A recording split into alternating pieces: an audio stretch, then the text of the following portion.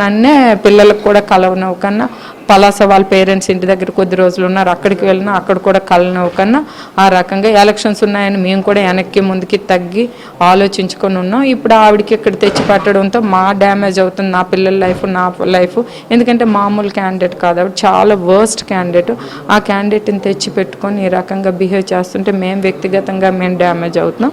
ఆవిడ చెప్పినవన్నీ నిజాలా కనుక్కోవాలి కదా. ఆవిడ ఏం చేసిందో, 2 years ఏం చేసిందో తెలుసా? ఈ 2 years లేని ఇప్పుడు ఎందుకు వచ్చిందండి ఆవిడ నన్ను అడగడానికి, క్వశ్చన్ చేయడానికి? ఇప్పుడు ఏం రైట్ ఉంది? 2 days నుంచి చాలా ఎక్స్ట్రా చేస్తున్నారు, చాలా రబస్ చేస్తున్నారు కదా. ఈ 2 days ఎందుకు ఇంత చేయాల్సిన నెసిటీ ఏముంది? ఈ 2 years ఏమయ్యారు? ఈ 2 సంవత్సరాలు ఏమయ్యారు పిల్లలు?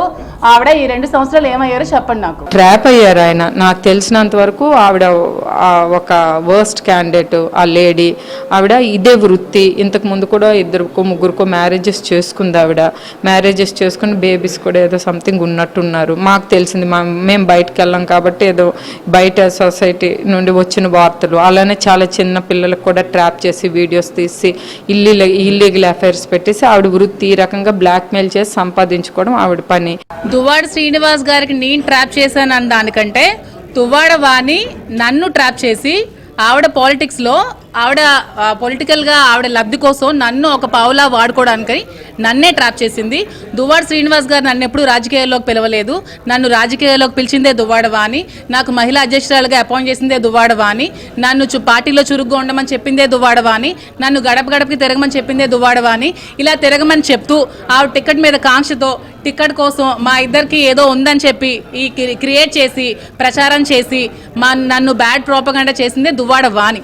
సో శ్రీని గారిని మేము ట్రాప్ చేయడం కాదు, దువ్వాడ వాణియే మాధురి అనే వ్యక్తిని ట్రాప్ చేసి నన్ను ఒక పావులాగా ఆవిడ రాజకీయ లబ్ధి కోసం ఆవిడ టికెట్ కోసం నన్ను వాడుకుంది.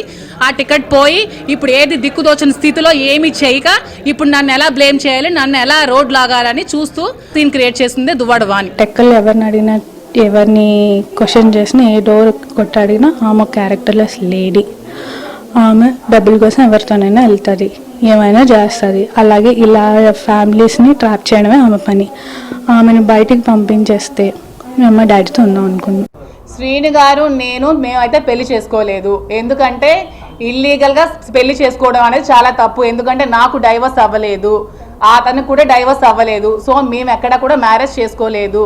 నేను అతనితో ఉంటున్నాను. అతను నాకు ఒక ఫ్రెండ్, ఒక ఫిలాసఫర్, ఒక గైడ్, అన్నీ అతనే నాకు. ఎందుకంటే నేను సూసైడ్ చేసుకోవాల్సిన సిచ్యువేషన్ వచ్చినప్పుడు నువ్వు అలా ఏం చేసుకోవద్దు, నీకు నేను ఉన్నాను, నీకు ధైర్యంగా ఉంటాను, నువ్వు అధైర్య పడుకో, నాకు ధైర్యాన్ని ఇచ్చి నన్ను అతను ఒక సెక్యూర్డ్గా ఉంచుతున్నారు. దాంట్లో తప్పేమీ లేదు కదా. నేను వాళ్ళ ఫ్యామిలీలో సహజీవనం ఎలా అవుతుందండి? అడల్టరీ అనుకోవచ్చు కదా. సహజీవనం అనేది పెళ్లి కాని వాళ్ళు చేసేది సహజీవనం అంటారు. పెళ్ళైన ఇద్దరు అమ్మాయి అబ్బాయి చేసేది అడల్టరీ అంటారు.